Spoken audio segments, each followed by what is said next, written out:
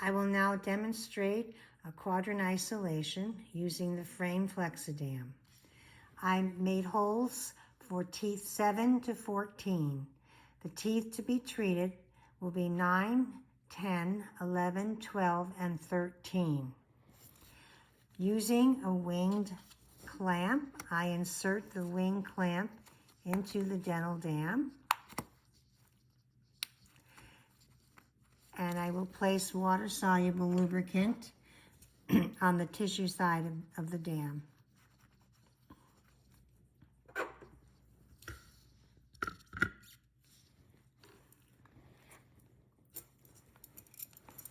Inserting the clamp forceps into the dental dam clamp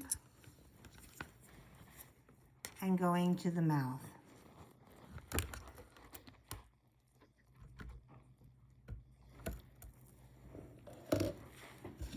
The next step is to stretch the dam off of the wings.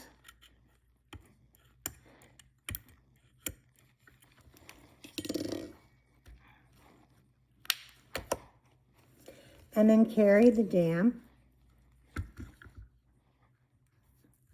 to the opposite side.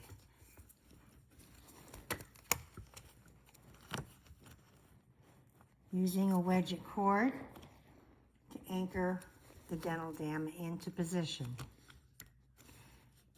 You trim the wedget cord. The next step is to use the knifed edge concept. What this is we're taking an edge of the dental dam and we're going to slide it between the teeth. And we continue to do this until the dam is through the contacts. Now generally the contacts aren't too tight, the dam should slide right in. But in the posterior region, we normally need to use wax dental floss. So taking the wax dental floss and taking an edge through first, looping the floss and taking a little bit more of the dam down through the contact. And repeat the procedure until the remaining interceptal dam is through the contact. Notice we're taking an edge of the material through first. Don't bunch it as you would be trying to force too much material through the contact at the same time. So just feeding an edge through first, and we have to repeat the loop technique several times in areas where there may be some tight contacts. And now we're going to the last one here. There we go. Always make sure you have the entire interceptal dam through the contact. If the dam is not thoroughly placed between the teeth, you'll have difficulty inverting the dental dam.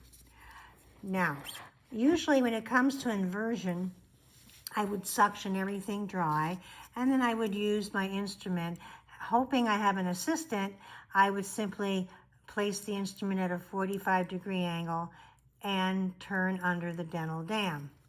Now, number 9 is going to have a cervical lesion that we need to have a gingival retractor clamp placed. So I'm going to show you a trick that I use to invert, to make sure that I get a nice inversion. I'm using some dental floss to floss the distal and then floss the mesial. I wrap the floss around the cervical area of the tooth, tuck the dam down on the lingual, and then to invert on the facial, cross your floss and gently tuck in a gingival direction. Uncross the floss, come back out through the contact, and you can actually go on to the next tooth if you so desire to do so, and repeat the process. Again, tucking the floss and the dam in a gingival direction, gently of course, and then cross the floss and gently tuck. Uncross it, come back through the contact, and then you can come through this way. And that's why we trim our wedget cord. All right, so I'm nice and inverted, and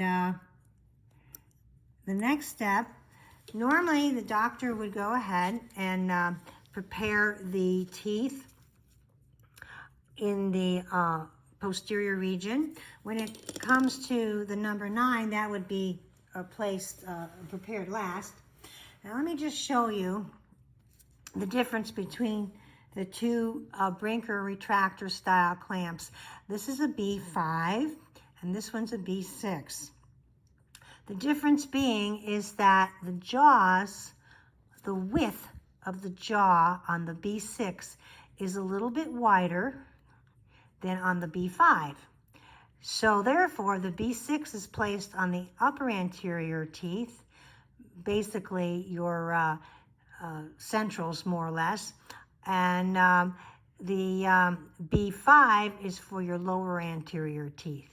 Now notice these do not have holes. Instead, they have notches. So let me demonstrate how to use this clamp. With my non-dominant hand, I hold the clamp. I'm in chair side position. My dominant hand engages the notches closest to my dominant hand. And then I'm going to come in and I'm going to gently glide the clamp into position until it's seated down at the gingival area.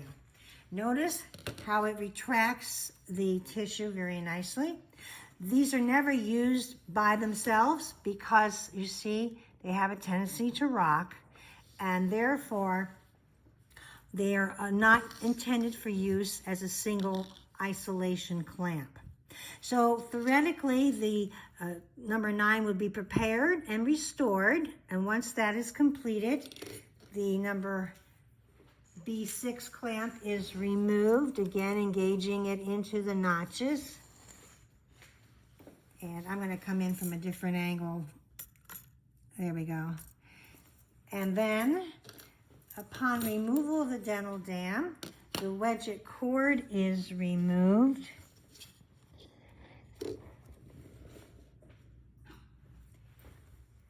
You may use a cotton forceps to do that. Placing a finger in the buccal vestibule to protect the tissues. And pulling the dam away, making sure to cut each and every interceptal dental dam.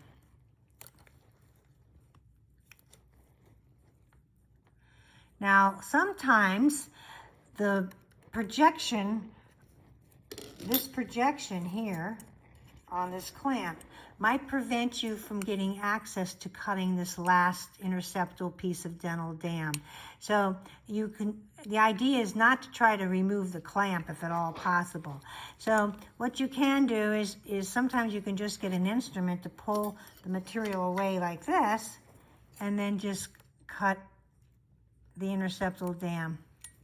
And then the clamp is removed last.